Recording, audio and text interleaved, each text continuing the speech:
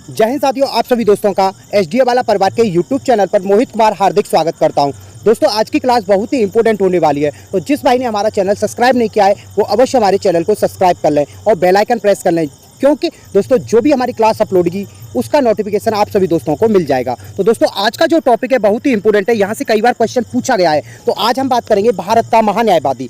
भारत के महान्यायवादी के बारे में जितने भी इंपॉर्टेंट फैक्ट जो बनते हैं उसी को लेकर दोस्तों आज हमारी क्लास रहेगी। तो दोस्तों अपने दोस्तों को इस क्लास को अधिक से अधिक शेयर करें और कमेंट कर बताएं कि आपको हमारी क्लास कैसी लगी। तो स्टार्ट करते हैं यहाँ से, ठीक है दोस्तों। नेक्स्ट बात करते हैं।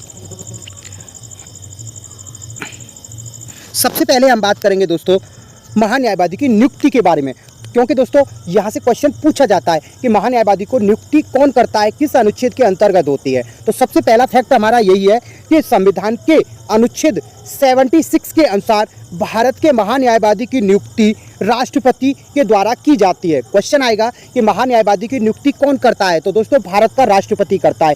किस अनुच्छेद के अनुसार करता है? 76 के अनुसार, ठीक है दोस्तों। यहाँ से क्वेश्चन अधिकतर पूछे जाते हैं। वहीं पर नेक्स्ट पॉइंट की बात करते हैं कि महान्यायवादी भारत का सर्वोच्च विधि अधिकारी होता है। क्वेश्चन आएगा कि भारत का सर्वोच्च विधि अधिकारी कौन होता है, तो दोस्तों महान्यायवादी होता है। दोस्तों यह भारत सरकार का वकील होता है, भारत सरकार की ओर से केस लड़ता है, ठीक है दोस्तों। यहाँ से क्वेश्चन अधिकतर पूछा जाता है। वहीं पर नेक्स्ट बात करते हैं। तो दोस्तों जो भारत का राष्ट्रपति होता है ना, वो महान्यायवादी की नियुक्ति जो संघ का जो मंत्रिपरिषद होता है, जो वर्तमान की सरकार होती है ना, उसका जो मंत्रिपरिषद होता है उसकी सलाह पर करता है। क्वेश्चन इस प्रकार से पूछा जाएगा कि राष्ट्रपति किसकी सलाह पर महान्यायवादी की नियुक्ति करता है, तो दोस्तों जो वर्तमान में संघ सरकार का जो मंत्रिपरिषद होता है ना, उसकी सलाह पर महान्यायवादी की नियुक्ति करता है। वहीं पे बात कर लेते हैं नेक्स्ट कि वर्तमान में जो महान्यायवादी वो कौन है, तो दोस्तों आर वेंकट रमणी। क्वेश्चन आएगा कि वर्तमान में महान्यायवादी कौन है, तो आर वेंकट रमणी, ठीक है दोस्तों। यहाँ से क्वेश्चन अधिकतर पूछा जाएगा। कहीं भी कोई दिक्कत आती है तो आप हमें कमेंट में बता सकते हैं। वहीं पर नेक्स्ट पॉइंट की बात करते हैं कि महान्यायवादी के पद पर उस व्यक्ति को नियुक्त किया जाता है। दोस्तों उस ऐसा कौन सा व्यक्ति होता है जिसे महान्यायवादी के पद पर नियुक्त किया जा सकता है, तो दोस्तों जो व्यक्ति उच्चतम न्यायालय के न्यायाधीश की योग्यता रखता हो। उच्चतम न्यायालय के व्यक्तियों को जो न्यायाधीशों को नियुक्ति करते हैं ना, वही व्यक्ति की योग्यता महान्यायवादी रखता है। यानी एक प्रकार से आप बिल्कुल साधारण तरीके से समझ सकते हैं, जो उच्चतम न्यायालय का जो न्यायाधीश होता है ना, उसकी योग्यता जो बताई गई है, हम आगे इसको पढ़ाएंगे उच्चतम न्यायालय के न्यायाधीश को, तो वहां पर सारी योग्यता आपको बता देंगे। वही योग्यता महान्यायवादी रखता है, ठीक है दोस्तों। यहाँ से क्वेश्चन अधिकतर पूछा जाता है। ये परीक्षाओं के लिए बहुत ही इंपॉर्टेंट होता है, ठीक है दोस्तों।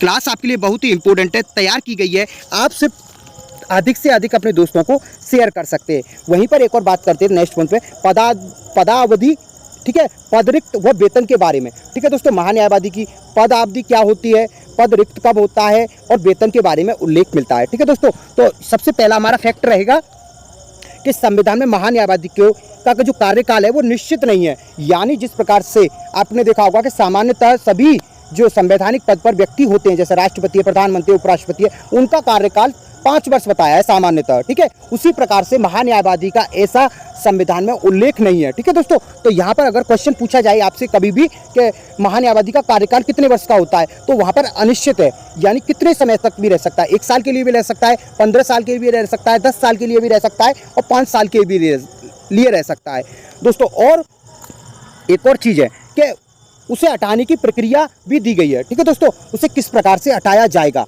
महान्यायवादी को, वहीं पर नेक्स्ट बात करते हैं।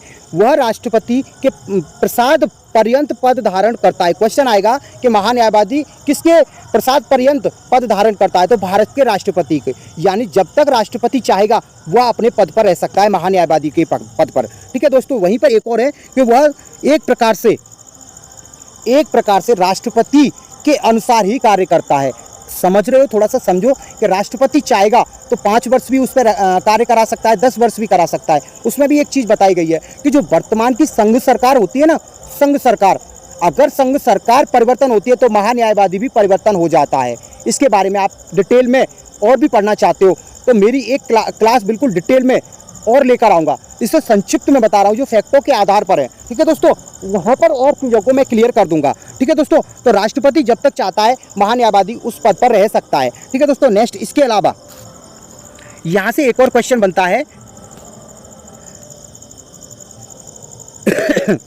कि इसके अलावा राष्ट्रपति को वो अपना त्याग पत्र देकर पद मुक्त हो जाता है। दोस्तों क्वेश्चन पूछा जाएगा कि महान्यायवादी अपना त्यागपत्र किसे देता है, तो भारत के राष्ट्रपति को। ठीक है दोस्तों, वही नियुक्ति करता है, वही उसे पद मुक्त करता है। ठीक है दोस्तों, यहीं से एक और चीज़ और आती है कि महान्यायवादी के वेतन को निर्धारित कौन करता है, किसे शक्ति दी गई है, तो दोस्तों राष्ट्रपति के द्वारा ही महान्यायवादी का वेतन निर्धारित किया जाता है। क्वेश्चन पूछा जाएगा कि महान्यायवादी के जो वेतन को किस व्यक्ति को शक्ति दी गई है। ठीक है, तो किसे दी गई है दोस्तों, भारत के राष्ट्रपति को दी गई है। यहाँ से क्वेश्चन अधिकतर बनेंगे दोस्तों, तो आप इन चीज़ों को, क्लास को ध्यान से पढ़ें और अपने दोस्तों को शेयर करें। ठीक है दोस्तों, नेक्स्ट बात करते हैं। क्लास आपके लिए बहुत ही इंपॉर्टेंट है। ठीक है दोस्तों, यहीं पे बात करते हैं।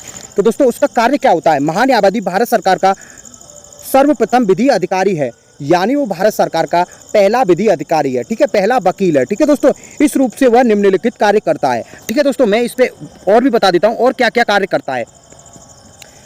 दोस्तों भारत सरकार की विधि संबंधित ऐसे विषयों में सलाह देने जो राष्ट्रपति समय समय पर उसको निर्देशित करें या सौंपें, यानी राष्ट्रपति अगर कहता है उसे कि आप सलाह दो भारत सरकार को, तो वो समय समय पर सलाह देता है। कौन देता है, महान्यायवादी देता है। ठीक है दोस्तों, नेक्स्ट बात करते हैं उनके कर्तव्यों का निर्वहन करना जो कि भारतीय संविधान द्वारा किसी अन्य विधि द्वारा प्रदान किया गया है, यानी उसका यह कर्तव्य है संविधान में कि वो भारत सरकार को सलाह देगा किसी भी विधि मामले में। किसमें दोस्तों, विधि मामले में। यहीं पर एक और चीज़ है कि दोस्तों महान्यायवादी सदनों की बैठकों में भाग ले सकता है या नहीं, तो दोस्तों सदनों की, चाहे लोकसभा हो चाहे राज्यसभा हो, चाहे दोनों सदनों की समितियाँ हों, दोस्तों समितियाँ जब बनती है ना, उसमें भी भाग ले सकता है, पर उसे मत देने का अधिकार नहीं है, यानी वोट देने का अधिकार नहीं है। ठीक है दोस्तों, नेक्स्ट बात करते हैं।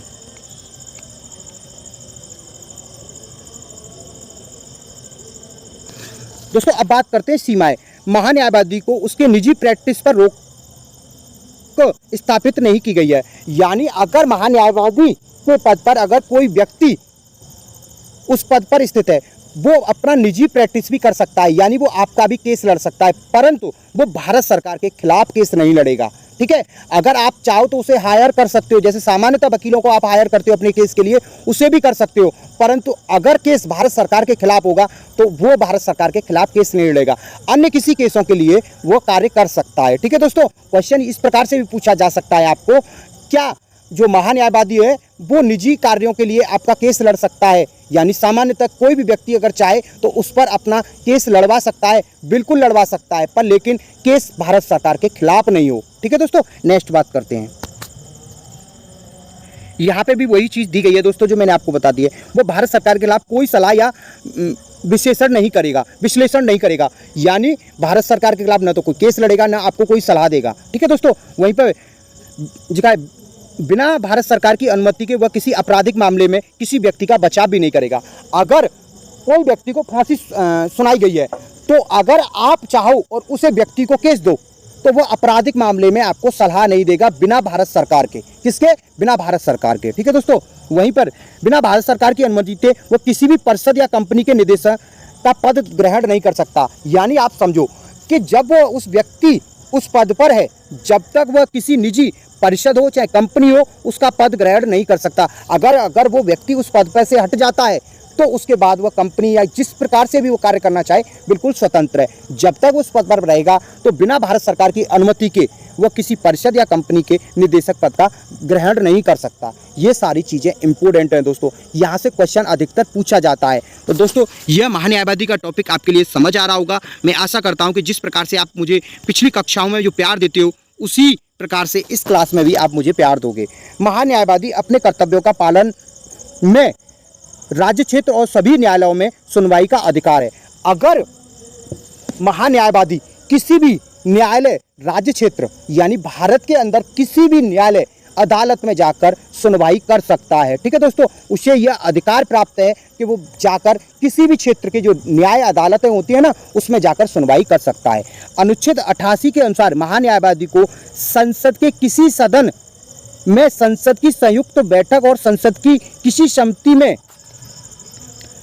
में उसका नाम सदस्य के रूप में दिया गया हो, वह बोलने और उस कार्यवाही में भाग लेने, लेकिन मत देने का अधिकार नहीं है। दोस्तों अनुच्छेद 88 के अनुसार वो संसद की संयुक्त बैठक में भाग ले सकता है। मैंने आपको बता चुका हूं कि संसद की संयुक्त बैठक में भाग ले सकता है, कार्यवाही में भाग ले सकता है, उसे किसी मुद्दे को लेकर बोलना हो तो वो बोल सकता है, पर लेकिन वोट देने का उसे अधिकार नहीं है।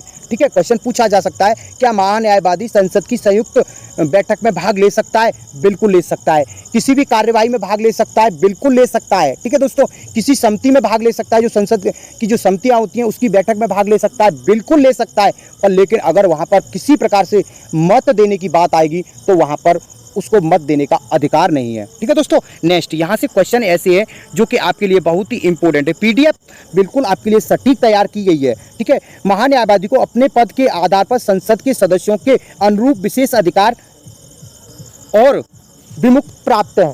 यानी जो संसद के जो सदस्य होते हैं ना, सांसद होते हैं, जिनको जो सुविधाएं मिलती हैं, विशेष अधिकार मिलती है, वही विशेष अधिकार किसे मिलते हैं दोस्तों? महान्यायवादी को। किस अनुच्छेद के अनुसार? अनुच्छेद 88 के अनुसार, 88 के अनुसार। ठीक है दोस्तों, यहाँ से बहुत ही इंपॉर्टेंट फैक्ट है, यहाँ से क्वेश्चन आपके लिए बहुत ही इंपॉर्टेंट है। आज का एक इंपॉर्टेंट क्वेश्चन मैं आपके लिए लेकर आया हूँ और जिसका जवाब आप सभी दोस्तों को कमेंट में देना है। ठीक है दोस्तों, किस में दोगे? कमेंट में अवश्य लिखोगे कि भारत के महान्यायवादी की नियुक्ति कौन करता है? राष्ट्रपति करता है, प्रधानमंत्री करता है, संसद द्वारा होती है, या मुख्य न्यायाधीश करता है? इसका आपको जवाब कमेंट में अवश्य देना है, ये मैं आशा करूंगा। दोस्तों, आपको अगर महान्यायवादी की क्लास अच्छी लगी हो तो अवश्य हमारे इस YouTube चैनल पर कमेंट कर बताएं, और जिस भी टॉपिक की आप क्लास चाहते हो, जिस भी टॉपिक की, आप मुझे कमेंट में बता सकते हैं। मैं उसी टॉपिक को लेकर अगली क्लास लेकर आऊँगा। तो दोस्तों, जय हिंद, जय भारत।